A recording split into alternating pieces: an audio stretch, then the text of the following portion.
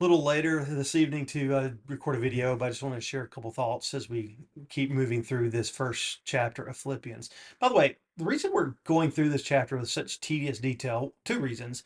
One is we want to make sure we get it right. I mean, it's scripture. We want to make sure we understand what Paul meant effectively. I think we're too quick to just read through a text and not pay attention to these nuances. If the Philippians had received this, they intuitively would have picked up on a lot of the details that we're focusing on.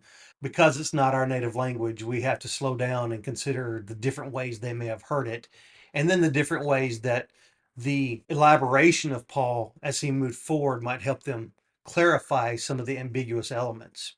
So, one of the ambiguous elements early on in the first paragraph is when Paul says that his thanksgiving and his prayer were both based off of their koinonia in the gospel. And we said we're not sure exactly what that means. It has something to do with their relationship that they have in the gospel, but it could be their relationship with each other, their relationship with Paul, their relationship with God, or some outcome of that relationship, how they take care of each other, how they provide for one another.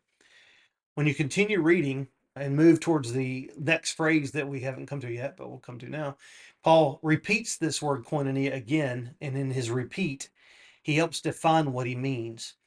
This time he says the koinonia that they have in grace. So, a couple of things to take from that. One is when Paul wants to define the gospel, he defines it as grace.